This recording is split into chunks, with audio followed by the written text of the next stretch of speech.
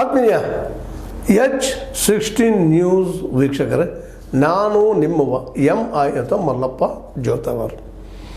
ನಮ್ಮ ಸರ್ಕಾರ ಕೆಲವೊಂದು ಎಡವಟ್ಟುಗಳನ್ನು ಮಾಡಿಕೊಳ್ತಾ ಇರ್ತದೆ.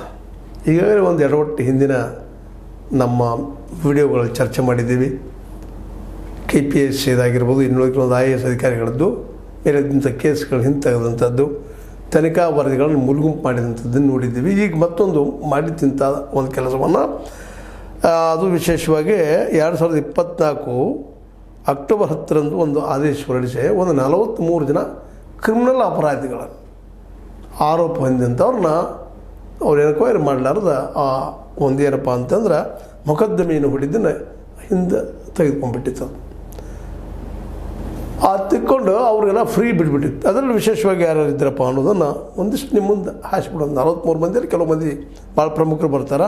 ಈಗಿನ ಏನಪ್ಪ ಅಂದ್ರೆ ಉನ್ನತ ಶಿಕ್ಷಣ ಸಚಿವ ಡಾಕ್ಟರ್ MC ಸುಧಾಕರ್ ಅವರು, ಮುಂದೆ ಅದೇ ಕಾಲಕ್ಕೆ ನಮ್ಮ ಕೇಂದ್ರ ರೈಲ್ವೆ ಖಾತೆ ರಾಜ್ಯ ಸಚಿವ V ಸೋಮಣ್ಣ, ವಿಧಾನ ಪರಿಷತ್ತದ ಸದಸ್ಯ CT ರವಿ, ನೆರಗುಂದದ BR ಯಾವಗಲ್, ಹಿರೇಕೆರೂರು ಶಾಸಕ UB ಬನ್ಕಾರ್, ಕಾಂಗ್ರೆಸ್ ಪಕ್ಷದ ಕಲಬುರಗಿ ಜಿಲ್ಲಾ ಘಟಕದ ಅಧ್ಯಕ್ಷ ಜಗದೇವ್ ಗುತ್ತೇದಾರ್, ಗುಜರಾತ್ ಶಾಸಕ ಜಿಗ್ನೇಶ್ ಮೇವಾನಿ, ಮುಂದೆ ಅದಕ್ಕೆ ಬೆಳಗಾವಿಯ ಸಂಜಯ್ ಪಾಟೀಲ್, ಬಾಲಕೋಟೆಯ ವೀರನಾಥ್ ಚರಂತಿಮಠ್, ಹೊನ್ನಾಳಿಯ MP Renukacharya, Belagavi Anil Benake, doctor S Siddaiah, Bengaluru ಗ್ರಾಮಾಂತರ ಜಿಲ್ಲೆಯ B ಶಿವಣ್ಣ, ಅದೇ ಕಾಲಕ್ಕೆ ನಮ್ಮ ರೈತ ಸಂಘದ HR ಬಸವರಾಜಪ್ಪ, ಅದೇ ಕಾಲಕ್ಕೆ ನಮ್ಮ ಕುರುಬೂರು ಶಾಂತಕುಮಾರ್ ಮತ್ತು ನಾರಾಯಣಗೌಡ, ಕರವೇ ರಾಜ್ಯ ಘಟಕದ ಅಧ್ಯಕ್ಷ, ಮುಂದೆ ಆಂಜನೇಯ ರೆಡ್ಡಿ, ಈಗ ಮುಂದೆ ಅದಕ್ಕೆ ನಂಜುಂಡಸ್ವಾಮಿ, ಚುಕ್ಕಿ ನಂಜುಂಡಸ್ವಾಮಿಯವರ ಮಗಳು, ಇನ್ನೂ ಅನೇಕ 43 ಮಂದಿ ಮೇಲಿದ್ದಂಥ ಒಂದು ಮೊಕದ್ದಮೆಯನ್ನು ಹಿಂತೆಕೊಂಡಿದ್ದು ಸರ್ಕಾರ 2024ರಾಗ. ಇದು 2008ರಿಂದ 2023 ನಡುವೆ ನಡೆದಂಥ ಈ ಕ್ರಿಮಿನಲ್ ಮೊಕದ್ದಮೆಗಳನ್ನು ಇದು ಹಿಂತೆಕೊಂಡು ಅವರಿಗೆ ಬಿಡುಗಡೆ ಮಾಡಿತ್ತು. ಅದನ್ನು ನಮ್ಮ ವಕೀಲರು, ಅರ್ಜಿದಾರರು ಗಿರೀಶ್ ಭಾರದ್ವಾಜ್ ಪ್ರಶ್ನೆ ಮಾಡಿದರು ಹೈಕೋರ್ಟ್ನಲ್ಲೇ. ಆ ಹೈಕೋರ್ಟ್ ರಿಸಲ್ಟ್ ಇವತ್ತು ನಮ್ಮ NV ಅಂಜಾರಿ ನ್ಯಾಯಮೂರ್ತಿ ಅವರಿಂದ ಪ್ರಕಟ ಆಗಿ ಅದನ್ನೆಲ್ಲ ರದ್ದು ಮಾಡಿಬಿಟ್ಟದು. ಇಲ್ಲಪ್ಪ, ಇವ್ರು ಎನ್ಕ್ವೈರಿ ಆಗಬೇಕು, ಇವ್ರು ಶಿಕ್ಷೆ ಆಗಬೇಕು, ಇವ್ರದ್ದು ಏನಪ್ಪ ತೀರ್ಪ ಏನಪ್ಪ ಅಂದರೆ ಇದೆಲ್ಲ ಕೊಟ್ಟಿದ್ದು ಸರ್ಕಾರ ತೆಗೆದುಕೊಂಡು ತೀರ್ಪು ಏನಿತ್ತು ತಪ್ಪದ. ನೀವು ಮನಸ್ಸಿಗೆ ಬಂದಂಗೆ ಯಾವುದಾದ್ರು ಡಿಸಿಷನ್ ಮಾಡಲಿಕ್ಕೆ ಆಗೋದಿಲ್ಲ, ಯಾಕಂದ್ರೆ ಅದು ರಾಜಕೀಯ ಆಧಾರಿತ ಆಗ್ಯದ. ಆ್ಯಕ್ಚುಲಿ ಇವೆಲ್ಲ ಹಿಂಗೆ ತಗೋಬೇಕಾಗಿತ್ತು, ಕೋರ್ಟನ್ನು ಹಿಂಗೆ ತಗೋಬೇಕಾಗಿತ್ತು. CRPC ಕಲಂ 321ರಲ್ಲಿ ಕ್ರಿಮಿನಲ್ ಮೊಕದ್ದಮೆಗಳು ಹಿಂತೆಗೆದುಕೊಳ್ಳೋದು ಕೇವಲ ಪಬ್ಲಿಕ್ ಪ್ರಾಸಿಕ್ಯೂಟರ್ ವಿವೇಚನೆಗೆ ಅನುಗುಣವಾಗಿ ಅಲ್ಲ.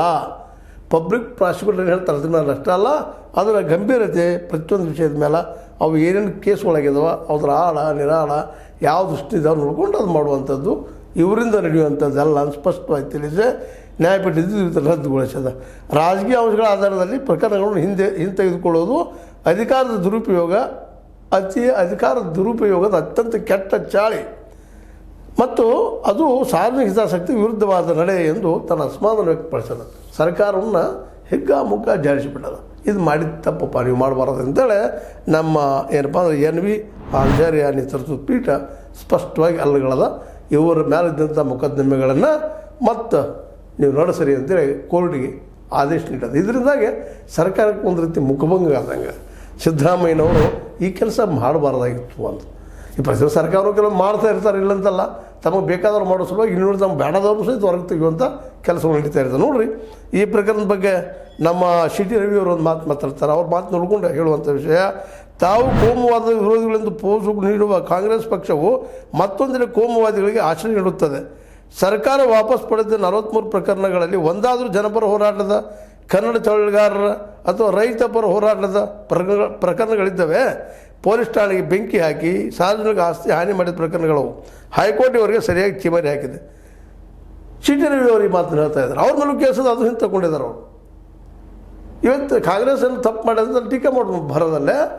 ಇದರಲ್ಲಿ ಯಾರಿಗೆ ಬಿಡಿಸಿದಪ್ಪ, ಯಾರು ರದ್ದು ಮಾಡಿದ, ಏನು ಒಂದು ಏನಪ್ಪ ಈ ರೈತ ಸಂಘದವ್ರದ್ದಾಗಿರ್ಬೋದು ಅಥವಾ ಮತ್ತೊಂದು ಚಳವಳಿ ಮಾಡಿದವ್ರದ್ದಾಗಿರ್ಬೋದು ಅಂಥವ್ರ ಪ್ರಕಾರ ರದ್ದು ಮಾಡಿದ್ದಾರೆ ಅಂತ ಕೇಳ್ತಾರೆ. ಅದರಲ್ಲಿ ಇದ್ದಾರಲ್ರಿ ರೈತ ಸಂಘದ ಹೋರಾಟಗಾರರು ಇದ್ದಾರೆ, ಚುಕ್ಕಿ ನಂಜುಸ್ವಾಮಿ ಅವರು ಇದ್ದಾರೆ, ಮುಂದೆ ಕುರುಬೂರು ಅವರು ಇದ್ದಾರೆ, ಜೊತೆಗೆ ಇಲ್ಲೇ ಅವ್ರದ್ದೇ ಪಕ್ಷದ MP ರೇಣುಕಾಚಾರ್ಯ ಅವರು ಇದ್ದಾರೆ, ಅನಿಲ್ ಬೆನಕೆ ಇದ್ದಾರೆ, ಸಂಜಯ್ ಪಾಟೀಲ್ ಇದ್ದಾರೆ. ಇವರೆಲ್ಲರೂ ಇವ್ರು BJP ಇರಲ್ವಾ?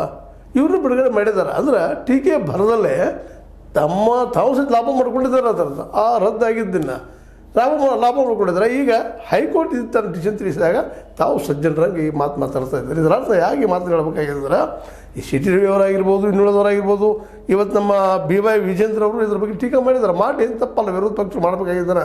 ಆದರೆ ಅವ್ರ ಮಂದಿ ಹೊರಗೆ ಬಂದಾರೆ. ಆಗ್ತಾವಿಲ್ಲಪ್ಪ ನಾವು ತೆಗಿಬೇಡ್ರಿ, ಅದನ್ನು ತಗೊಳಕ್ಕೆ ಹೋಗ್ಬೇಡ್ರಿ, ನಾವು ಕೇಸ್ ಅಲ್ಲಿ ನಾವು ವಿನ್ ಆಗಿ ಬರ್ತೀವಿ ಅಂತ ಹೇಳಬೇಕಾಗಿತ್ತು ಇವರು.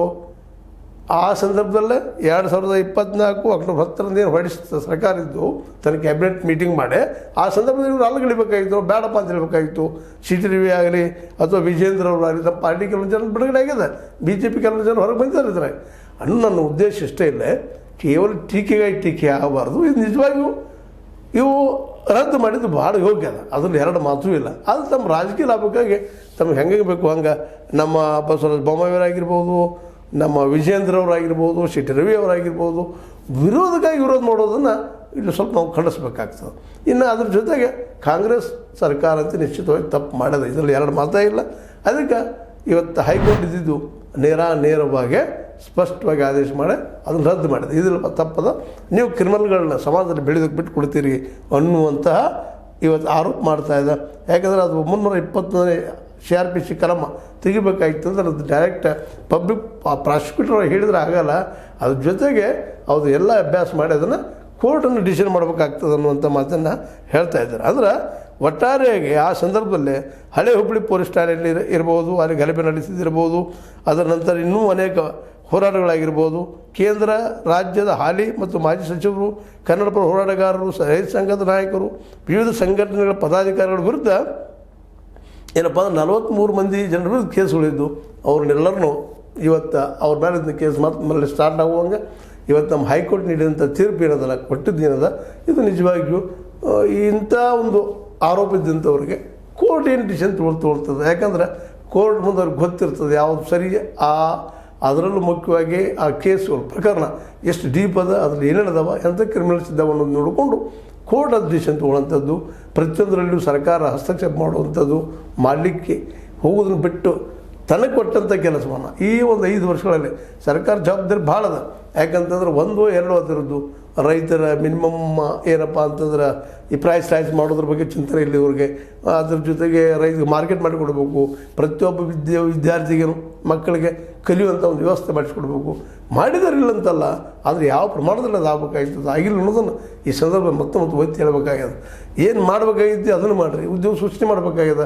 ಅದ್ರ ಬಗ್ಗೆ ಏನು ಎಷ್ಟು ಉದ್ಯೋಗ ಸೃಷ್ಟಿ ಮಾಡಿಸಿದ್ರಿ ಇಲ್ಲಿವರೆಗೆ ಅಧಿಕಾರಕ್ಕೆ ಬಂದ ಅನ್ನೋದು ಸಹಿತ ಉತ್ತರ ಹುಡುಕಬೇಕಾಗ್ಯದ. ಯಾಕಂತಂದ್ರೆ ನಿರುದ್ಯೋಗ ಸಮಸ್ಯೆ ಬೆಳೀತಾ ಇದೆ ಸಾಕಷ್ಟಾಗಿ, ಮತ್ತು ಎಲ್ಲ ಮಕ್ಕಳಿಗೂ ಶಿಕ್ಷಣ ಸಿಗ್ತಾ ಇಲ್ಲ, ಕೇವಲ ದುಡ್ಡಿದ್ದಂಥ ಮಕ್ಕಳಿಗೆ ಮಾತ್ರ ಅನುಕೂಲಗಳು ಹೆಚ್ಚಾಗ್ತಾ ಇದ್ದಾವೆ. ಇವೆಲ್ಲನೂ ಗಮನದಲ್ಲಿಟ್ಟುಕೊಂಡು ಸರ್ಕಾರ ತರದಂಥ ಜವಾಬ್ದಾರಿಗಳಿದ್ದಾವೆ. ವರ್ಷಕ್ಕೆ 4.5 ಲಕ್ಷ ಕೋಟಿ ರೂಪಾಯಿ ಟ್ಯಾಕ್ಸ್ ಉಳಿದ ಸರ್ಕಾರ ಮತ್ತು ಕೇಂದ್ರ ಸರ್ಕಾರನೂ ಇದ್ರ ಬಗ್ಗೆ ಚಿಂತನೆ ಮಾಡಿದರೆ ಹೆಚ್ಚು ಯೋಗ್ಯ ಇರ್ತದೆ. ಅದರ ಬದಲಾಗಿ ಈಗ ಕ್ರಿಮಿನಲ್ ಕೇಸ್ ಇದ್ದಂಥ ಜನರನ್ನು ಬಿಡುಗಡೆ ಮಾಡಿಸೋದು, ಮತ್ತೇನು ಮಾಡೋದು, ಕೋರ್ಟ್ ಅದ, ಅದು ಅವ್ರ ಡ್ಯೂಟಿ ಅದು ಕೋರ್ಟ್ದಾಗ ಮಾಡ್ತಾರೆ. ಸರ್ಕಾರ ಪ್ರತಿಯೊಂದಕ್ಕೂ ಇಂಥ ಒಬ್ಬ ಕ್ರಿಮಿನಲ್ ಆರೋಪಗಳನ್ನ ಹೊತ್ತಂಥ ಜನರಿಗೆ ಉಳಿಸೋದಕ್ಕೆ ಹೋಗಿ, ಅದು ತಮ್ಮ ಪಕ್ಷದವ್ರು ಉಳಿಸೋದಕ್ಕೆ ಹೋಗಿ ಸಹಜವಾಗಿ ಕೋರ್ಟ್ಗಳಿಂದ ಅಥವಾ ಜನಸಾಮಾನ್ಯರಿಂದ ದೂರ ಸರಿದು ಅವ್ರಿಗೆ ಹೋಗಿ ಎನಿಸ್ತದೆ. ನಾವು ಇದು ಸಿದ್ದರಾಮಯ್ಯನವರು ಸ್ವತಃ ಯೋಚನೆ ಮಾಡುವಂಥ ವಿಷಯ ಆಗ್ಯದ. ಅನಗತ್ಯ ಇಂತಹ ಅಪರಾಧಿ ಆರೋಪಿಗಳನ್ನು ಉಳಿಸೋದಕ್ಕಿಂತಲೂ ಕೋರ್ಟ್ಗೆ ಅದರ ವಿಷಯ ಬಿಟ್ಟುಕೊಂಡು ತಮ್ಮ ಕೆಲಸ ಮಾಡಿದರೆ ಸಾಕಾಗಿದೆ. ಸಾಕಷ್ಟು ಕೆಲಸ ಮಾಡೋದು ಇನ್ನೂ. ಯಾಕಂದ್ರೆ ಈಗಾಗಲೇ ನಿರುದ್ಯೋಗ ಸಮಸ್ಯೆಯಿಂದ ಜನ ಒದ್ದಾಡ್ತಾ ಇದ್ದಾರೆ ಬಡತನದಿಂದ. ಯಾಕಂದರೆ ಮನೆರೇಗಾ ಅಂದ್ರೆ ನರೇಗಾ ಸಹಿತ ಉದ್ಯೋಗ ಕೊಡೋಕೆ ಆಗ್ತಾಯಿಲ್ಲ, 34 ದಿನ ಮಾತ್ರ ಕೊಡ್ಲಿಕ್ಕೆ ಆಗ್ತದೆ. ಇಂಥ ಅನೇಕ ಸಮಸ್ಯೆಗಳಿದ್ದಾವೆ.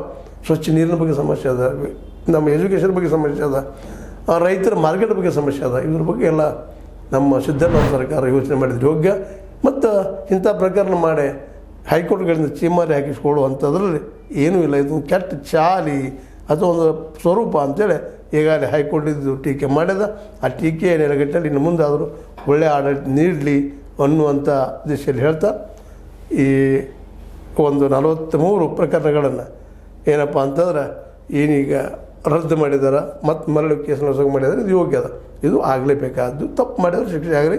ತಪ್ಪಿದಸ್ರು ಇಲ್ಲ ಅದ್ರ ಹೊರಗೆ ಬಂದೇ ಬರ್ತಾರೆ. ಕೋರ್ಟ್ ಡಿಸಿಷನ್ ತೊಗೊಳ್ತದು. ಕೋರ್ಟ್ ಡಿಸಿಷನ್ ನೀವು ಹೆಂಗೆ ತೊಗೊಳ್ತೀರಿ?